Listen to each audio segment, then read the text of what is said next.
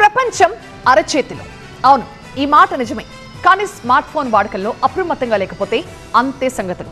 కనిపించిన లింకుల్ని కదిలిస్తే చాలు మీ ఖాతాల్లో నగదు మాయం, స్కామ్లు చిక్కుకుపోయినట్టే. ఆ రేంజ్ లో డీప్ ఫేక్ ప్రొఫైల్తో ఖాతాలని దోచేస్తున్నారు సైబర్ కేటుగాళ్లు. బూచాలున్నారు, జాగ్రత్త. స్మార్ట్ ఫోన్ల మాటన స్మార్ట్ గా ట్రాప్ చేస్తారు. అందమైన డీపీలతో అట్రాక్ట్ చేస్తారు. హస్కీ వాయిస్ తో ట్రాప్ చేస్తారు. ఫేక్ ప్రొఫైల్స్ విషయంలోనూ అలాగే వాట్సాప్ డీపీస్ విషయంలోనూ జాగ్రత్తగా ఉండాలి. ఏది పడితే అది నమ్మేసి దాంట్లో వాళ్ళు చెప్పినట్లు ముందుకు వెళ్తే మాత్రం ఇబ్బంది అవుతుంది. కాకిల మట్ట 100కి 100 పాళ్ళు నిజం.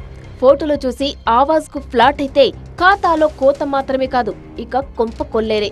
బాపట్ల జిల్లాలో ఎగ్జాక్ట్లీ అదే జరిగింది. ఫేస్బుక్ పరిచయంతో ఓ పెద్దాయనకు పెద్ద గాలం వేశారు సైబర్ కేటుగాళ్లు. అంకుల్ అంటూ ఓ మాయలేడి ఆన్లైన్ ట్రేడింగ్ వల్ల విసిరింది.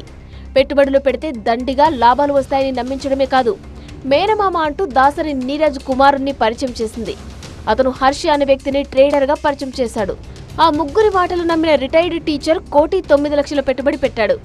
లాభాలు కాదు కదా, అసలుకే ఎసరొచ్చింది. గొల్లుమంటూ పోలీసులను ఆశ్రయించాడు బాధితుడు. తన దగ్గరున్న ఫోటోలను, వాట్సాప్ చాటింగ్లను, ట్రాన్సాక్షన్ వివరాలను అప్పగించాడు. కేసు ఫైల్ చేసి మాటూరు పోలీసులు దర్యాప్తు చేపట్టారు. సామాన్యులే కాదండి బాబు, ప్రజాప్రతినిధుల్ని కూడా ఈజీగా బురుడి కొట్టిస్తున్నారు సైబర్ కేటుగాళ్లు. గప్చుపుగా 12 లక్షలు కాజేసి జనసేన ఎమ్మెల్యే చిర్రి బాలరాజుకు చిర్రెత్తేలా చేశారు. ఎమ్మెల్యే గారి బ్యాంకు ఖాతాను లూటీ చేశారు కేటుగాళ్లు. అదెలా జరిగిందంటే, ఆర్టీఏ చలాన పేరిట ఎమ్మెల్యే చిర్రి బాలరాజు ఫోన్ కు యాప్ లింక్ వచ్చింది. అదేందో చూద్దామని లింక్ ను టచ్ చేశారాయన. లింక్ ఓపెన్ అవ్వగానే ఆయన అకౌంట్ లో 12 లక్షలు కట్ అయ్యాయి. కాసేపు షాక్ అయ్యారాయన. ఆ తర్వాత ఇది సైబర్ క్రైమ్ అని గమనించి జిలుగుమిల్లి పిఎస్ లో కంప్లైంట్ చేశారు. పోలీసులు దర్యాప్తు చేపట్టారు. ఫేస్బుక్ పరిచయం, యాప్ లింక్లతో మోసాల కథ అలా ఉంటే, ఇక డీపీలతో ఆన్లైన్ దోపిడీ మరో లెవెల్. హైదరాబాద్ లో మాజీ డీజీపీ మనవరాలు వ్యాపారవేత్త అకౌంటెంట్ ను బురుడి కొట్టించారు కేటుగాళ్లు. ఆమె ఫోటోను డీపీగా పెట్టి డబ్బు పంపాలని మెసేజ్ పంపారు. బాస్ ఫోటో చూసి అతను క్యాష్ పంపాడు. ఆ తర్వాత చెక్ చేస్తే సైబర్ ఫ్రాడ్ అని తేలింది. అప్పటికే 1,20,00,000 నగదు కేటుగాళ్లకు బదిలీ అయిపోయింది. సేమ్ డీపీతో సేవ్ కాని నంబర్ నుండి వచ్చినప్పుడు ఫస్ట్ సస్పెక్ట్ చేయాలా.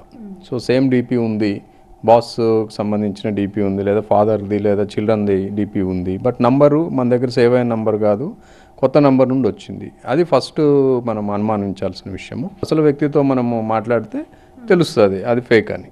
సో అట్లా మనము ప్రివెంట్ చేయగలము. సో అలా కాకుండా ఊరికే డీపీ చూసేసి వాళ్ళు ఇచ్చిన మెసేజ్ని ఫాలో అయితే మాత్రం అది ఇబ్బంది అవుతుంది. అది సంగతి. డీపీలు మనకు తెలిసిన వాళ్లవైనా కొత్త నెంబర్ నుంచి ఫోన్ కాల్ కానీ మెసేజ్ కానీ వస్తే ఖచ్చితంగా అనుమానించాలి. వాట్సాప్ లో గుడ్ మార్నింగ్, గుడ్ నైట్లు చెప్పుకోవడం కాదు, పోలీసులు చెప్పినట్టుగా సైబర్ క్రైమ్స్ పై అవగాహన పెంచి ఇన్ఫర్మేషన్ షేర్ చేయాలి.